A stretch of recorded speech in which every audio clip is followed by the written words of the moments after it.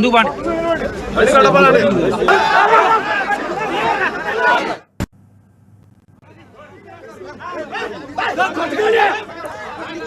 అన్నారు. మరి ఈరోజు పంటల బీమా కోసం రైతులు ప్రీమియం ఎంత భారీ మొత్తాన్ని చెల్లిస్తూ ఉన్నారో మనకు అర్థమవుతా ఉంది.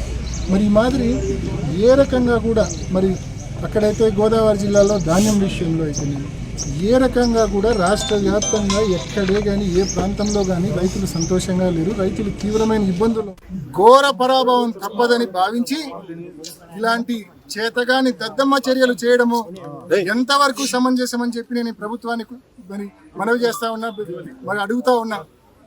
ఆలోచన చేయండి. మీరు అధికారంలోకి వచ్చి 7 మాసాలు అయింది. రైతులకు ఇచ్చిన హామీలు ఒక్కటంటే ఒక్క హామీ మీరు అమలు చేయలేదు. ఇవాళ ఈ సాగునీటి సంఘాల్లో ఓటర్లంతా రైతులే. రైతులు మొత్తం వచ్చి ప్రజాస్వామ్యబద్ధంగా ఓట్లు వేస్తే మీకు ఉండదని, ఘోరమైన పరాజయం ఎదురవుతుందని భయపడి ఈ మాదిరి పోలీసులను అడ్డు పెట్టుకుని గద్దమ్మ రాజకీయాలు చేయడానికి సిగ్గుగా లేదా అని చెప్పి అధికార పార్టీ నాయకులు నేను క్వశ్చన్ చేస్తా ఉన్నా. ఏది ఏమైనప్పటికీ అనేక సార్లు ఇప్పటికే జిల్లా అడ్మినిస్ట్రేషన్, కలెక్టర్ గారిని, ఎస్పీ గారిని, ఆర్టీఓ గారిని అందరినీ అడిగాం. మా రైతులకు, మా అభ్యర్థులకు నోటీస్ సర్టిఫికేట్ ఇప్పించమని ఇప్పటికే అనేక సార్లు అడిగాం. మళ్ళా మనకు చేస్తా ఉన్నాం. మిగిలిన సమయం సాయంత్రం వచ్చే సమయం ఉంది కాబట్టి మా అభ్యర్థులకు ఇప్పించమని చెప్పి గట్టిగా అడుగుతా ఉన్నాం.